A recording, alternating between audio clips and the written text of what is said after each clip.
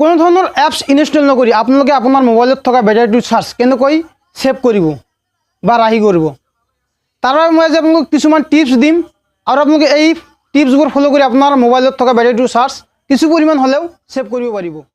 নমস্কাৰ বন্ধুসকল, মোৰ নাম মালাক আৰু আপোনালোকে চাই আছে আমাৰ ইউটিউব চেনেল টেকনিকেল এনালাইসিস। তো আহক বন্ধুসকল, আজিৰ ভিডিঅ'টো আমি আৰম্ভ কৰোঁ। আমাৰ যিটো প্ৰথম টিপছ হ'ল সেইটো হ'ল আমাৰ মোবাইলত থকা GPS, ব্লুটুথ, তাৰপিছত ৱাইফাই ইত্যাদি ধৰণৰ যিবোৰ অপশ্যন আছে সেইবোৰ আমাৰ সকলোবোৰ মোবাইলতে GPS, ব্লুটুথ, ৱাইফাই ইত্যাদি ধৰণৰ অপশ্যন আছে আৰু আমি সকলোৱে এই অপশ্যনবোৰ সদায় অন কৰি ৰাখি দিওঁ। অন কৰি ৰাখি দিয়াৰ ফলত আমাৰ এই অপশ্যনবোৰে বা সকলো সময়তে চাৰ্জিং অৱস্থাত থাকে আৰু তেতিয়া আমাৰ মোবাইলত থকা বেটাৰীটোৰ চাৰ্জ কিছু পৰিমাণ হ'লে অপচয় কৰে এই অপশ্যনবোৰে। সেইকাৰণে বন্ধুসকল আপোনালোকে প্ৰয়োজন অনুসৰি এইবোৰ অন কৰি ৰাখিব। প্ৰয়োজন নোহোৱাকৈ আপোনালোকে এইবোৰ কেতিয়াও অন কৰি নথব। এনেকৈ যদি আপোনালোকে প্ৰয়োজন অনুসৰি সেইবোৰ অফ কৰে বা অন কৰে তেতিয়া আপোনাৰ মোবাইলৰ থকা বেটাৰীটোৰ চাৰ্জ কিছু পৰিমাণ হ'লেও সেভ হ'ব। আৰু আমাৰ যিটো নেক্সট টিপছ আছে সেইটো হ'ল আমাৰ মোবাইলত থকা চাউণ্ড বুলি ক'লে যিটো আমাৰ মিডিয়া চাউণ্ড সেইটো নহয়। যেতিয়া আমি এটা নতুন মোবাইল কিনো তেতিয়া আমাৰ সেই মোবাইলখনত প্ৰথমতে যেতিয়া আমি ক্লিক কৰিম বা টাচ কৰিম তেতিয়া আমাৰ টাচৰ যিটো শব্দ হয় সেইটো হয়, ভাইব্ৰেশ্যন হয়। বা আপোনালোকে যেতিয়া ডায়াল বেটত ক্লিক কৰিব বা কোনো এটা নম্বৰত ফোন কৰিব তেতিয়া আপোনালোকে টেট টেট এনেকুৱা ধৰণৰ এটা শব্দ শুনা পায়। সেইবোৰ শব্দৰ বাবে আমাৰ মোবাইলত থকা বেটাৰীটোৰ চাৰ্জ কিছু পৰিমাণ হ'লেও অপচয় হয় আৰু সেইবাবে আপোনালোকে এই অপশ্যনবোৰ অফ কৰি দিব। তাৰ বাবে আপোনালোকে ছেটিংছত গৈ সাউণ্ড এণ্ড ভাইব্ৰেশ্যন এটা অপশ্যন আছে, তাতে গৈ এই এনেকুৱা ধৰণৰ অপশ্যনবোৰ পাব আৰু তাতে গৈ সেই অপশ্যনবোৰ আপোনালোকে অফ কৰিব বা ডিএক্টিভ কৰি দিব। তেতিয়া আপোনালোকৰ মোবাইলত থকা সেই চাউণ্ডবোৰ নহ'ব বা ভাইব্ৰেশ্যন নহ'ব আৰু তেতিয়া আমাৰ মোবাইলৰ বেটাৰীটোৰ চাৰ্জ কিছু পৰিমাণ হ'লেও সেভ হ'ব। আৰু আমাৰ যিটো নেক্সট টিপছ হ'ল সেইটো হ'ল আমাৰ লক স্ক্ৰীন।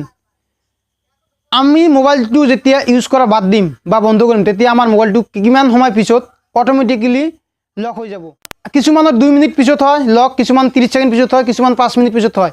কিন্তু আমি যদি ভুলবশতঃ সেই মোবাইলটো ইউজ কৰাৰ পিছত আমি যদি লক কৰি থৈ নিদিওঁ তেতিয়াহ'লে আমাৰ স্ক্ৰীনটো অন হৈ থাকে 2 মিনিট বা 5 মিনিটলৈকে আৰু তেতিয়া আমাৰ মোবাইলত থকা বেটাৰীটোৰ চাৰ্জ অপচয় হয় স্ক্ৰীনৰ লাইটটো জ্বলাৰ বাবে। সেইবাবে আপোনালোকে স্ক্ৰীনৰ লকটো বা অট'মেটিকলি লক হোৱাৰ যিটো ছিষ্টেম আছে বা অপশ্যন আছে তাতে আপোনালোকে 20 পৰা 30 ছেকেণ্ড কৰি থৈ দিব যাতে আপোনাৰ মোবাইলৰ বেটাৰীটোৰ চাৰ্জ কিছু পৰিমাণে হ'লেও সেভ হয়। আৰু আমাৰ যিটো নেক্সট টিপছ হ'ল সেইটো হ'ল লাইভ ৱালপেপাৰ। আমাৰ সকলোৰে মোবাইলত কম বেছি পৰিমাণে লাইভ ৱালপেপাৰ চলি থাকে আৰু আমি এইবাবেই আমাৰ লাইভ ৱালপেপাৰটো আমাৰ মোবাইলত সেভ কৰোঁ যাতে আমাৰ মোবাইলটো দেখাত ধুনীয়া লাগে, এট্ৰাক্টিভ হয়, সেইবাবে আমি সেভ কৰোঁ। কিন্তু আপোনালোকে নিশ্চয় জানে আমাৰ লাইভ ৱালপেপাৰে কিমান আমাৰ বেটাৰীটোৰ চাৰ্জ অপচয় কৰি আছে। সেইবাবে আপোনালোকে আপোনাৰ মোবাইলত এটা নৰ্মেল ৱালপেপাৰ ইউজ কৰিব বা সেভ কৰি ৰাখিব যাতে আপোনাৰ মোবাইলত থকা বেটাৰীটোৰ চাৰ্জ কিছু পৰিমাণ হ'লেও অপচয় নহয়, সেভ হয়। আমাৰ যিটো নেক্সট টিপছ হ'ল সেইটো হ'ল বেকগ্ৰাউণ্ড প্ৰচেছ। আমি যেতিয়া এটা এপছ ইনষ্টল কৰোঁ তেতিয়া বহুতো ধৰণৰ পাৰ্মিশ্যন খোজে আৰু তাতে এই পাৰ্মিশ্যনটোও খোজে যে এই এপছটো বেকগ্ৰাউণ্ড প্ৰচেছতো চলি থাকিব নে নাই। তেতিয়া আমি কোনো ধৰণৰ পাৰ্মিশ্যনবোৰ নপৰি বা টাৰ্ম এণ্ড কণ্ডিশ্যনবোৰ নপৰি আমি সেই পাৰ্মিশ্যনটো দি দিওঁ যে আমাৰ সেই এপছটো বা যিটো আমি এপছ ইনষ্টল কৰোঁ সেইটো আমাৰ বেকগ্ৰাউণ্ডতো চলিব লাগে।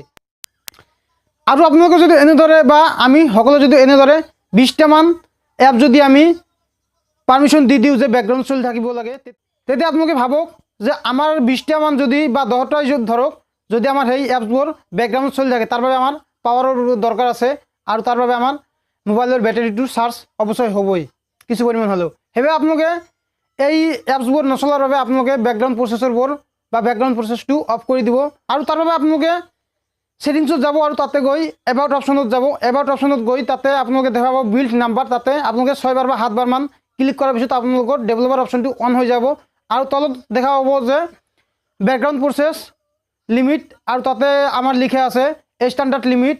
তাতে 1 বা 2 চিলেক্ট কৰিব লাগিব ষ্টেণ্ডাৰ্ডৰ পৰা গুচাই বা ন' বেকগ্ৰাউণ্ড প্ৰচেছৰ বা ন' বেকগ্ৰাউণ্ড প্ৰচেছ বুলি এটা অপশ্যন আছে তাতে আমাৰ দিলেও হ'ব। তেতিয়া আমাৰ এইটোৱে হ'ব যে আমাৰ যিমানবোৰ এপছ আছে যিটো আমি অ'পেন কৰিম সেইটোহে ৱৰ্ক কৰিব, বেলেগবোৰ যিবোৰ এপছ আছে সেই এপছ প্ৰচেছ কৰি নাথাকিব বা কাম কৰি নাথাকিব আৰু তাৰ বাবে আমাৰ কোনো ধৰণৰ বেটাৰীটো অপচয় নহ'ব। তেতিয়া আমাৰ মোবাইলটোৰ থকা বেটাৰীটোৰ চাৰ্জ কিছু পৰিমাণে হ'লেও সেভ হ'ব। আৰু আমাৰ যিটো নেক্সট টিপছ হ'ল সেইটো হ'ল আমাৰ স্ক্ৰীন পাৱাৰ বা ব্ৰাইটনেছ। আমাৰ সকলোৰে মোবাইলত স্ক্ৰীন পাৱাৰ বা ব্ৰাইটনেছৰ অপশ্যন আছে আৰু তাতে আমি কম বেছি কৰিব পাৰোঁ স্ক্ৰীন পাৱাৰ বা ব্ৰাইটনেছটো। আৰু আমি সদায় অলপ বেছিকৈয়ে ব্ৰাইটনেছটো দি থৈ দিওঁ, যাতে আমাৰ মোবাইলত থকা বস্তুবোৰ আমি বা লিখাবোৰ বা কোনো ধৰণৰ ভিডিঅ' এটা দেখিবলৈ ভাল লাগে বা এট্ৰেক্টিভ হয়। আৰু আমাৰ স্ক্ৰীনৰ পাৱাৰটো যেতিয়া আমি বেছিকৈ ৰাখিম বা বঢ়াই দিম, তেতিয়া আমাৰ মোবাইলত থকা পাৱাৰো বাঢ়ি যায় আৰু আমাৰ মোবাইলত থকা বেটাৰীটোৰ চাৰ্জো বেছি পৰিমাণে অপচয় হয়। সেইবাবে আপোনালোকে প্ৰয়োজনতকৈ বেছি স্ক্ৰীন পাৱাৰটো বঢ়াই নিদিব বা আপোনালোকে আউটডোৰৰ পৰা নৰ্মেল মোডত আনি দিব বা হাই পাৱাৰৰ পৰা আপোনালোকে নৰ্মেল পাৱাৰলৈ আনি দিব স্ক্ৰীন ব্ৰাইটনেছটো, তেতিয়া আমাৰ মোবাইলত থকা বেটাৰীটোৰ চাৰ্জ কিছু পৰিমাণ হ'লেও ছেভ হ'ব। আৰু আমাৰ যিটো নেক্সট টিপছ হ'ল, সেইটো হ'ল আমাৰ প্ৰয়োজনতকৈ বেছি আপোনালোকে কেতিয়াও এপছ ডাউনলোড নকৰিব বা ইনষ্টল নকৰিব। হয়, আপোনালোকে এটা এপছ ডাউনলোড কৰিছে আৰু আপোনালোকে যদি দেখা পাইছে যে এই এপছটো আমাৰ 2 দিন বা 3 দিনলৈকে কোনো ধৰণৰ কাম নাই, তেতিয়ালৈকে আপোনালোকে সেই এপছটো আনইনষ্টল কৰি দিয়ক আৰু বেলেগ এটা এপ ডাউনলোড কৰক, যিটো আপোনাৰ দৰকাৰ হৈছে বা আমাৰ দৰকাৰ হয়। প্ৰয়োজনতকৈ বেছি এপ ৰাখিলে আমাৰ প্ৰচেছৰবিলাকে বেছিকৈ কাম কৰে বা ৰেমটোৱে বেছিকৈ কাম কৰে, আৰু সেইবোৰ কাম কৰাৰ বাবে আমাৰ পাৱাৰৰ দৰকাৰ হয় বা বেটাৰী চাৰ্জৰ দৰকাৰ হয়, আৰু তেতিয়া আমাৰ মোবাইলত থকা চাৰ্জটো অপচয় হয়। আৰু এইবোৰ নকৰিলে আমাৰ মোবাইলৰ বেটাৰীটোৰ চাৰ্জ কিছু পৰিমাণ হ'লেও ছেভ হ'ব।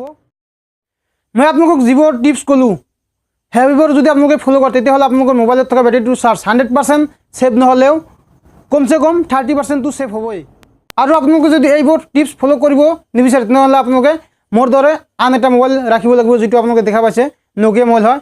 এইটো মোবাইল ৰাখক আপুনি, আৰু কোনো ধৰণৰ ইয়াতে ফাংচন নাই, জাষ্ট ফোন আহিব আৰু যাব, 5-6 দিন গৈ এনেই যাব। আশা কৰিছোঁ আপোনালোকৰ এই ভিডিঅ'টো ভাল লাগিছে। যদি ভাল লাগিছে তেনে এটা লাইক দিব, কমেণ্ট কৰিব আৰু পাৰিলে শ্বেয়াৰ কৰিব। আৰু কিন্তু আপোনালোকে এই চেনেলটো কেতিয়াও ছাবস্ক্ৰাইব কৰিবলৈ নাপাহৰিব, কাৰণ এনেকুৱা ধৰণৰ ভিডিঅ' আমি সদায় লৈ আহিম। আগতে আপোনালোকে বেলেগ ভিডিঅ'বোৰ চাই লওক, যদি ভাল লাগে তাৰপিছতে আপোনালোকে এই চেনেলটো ছাবস্ক্ৰাইব কৰক।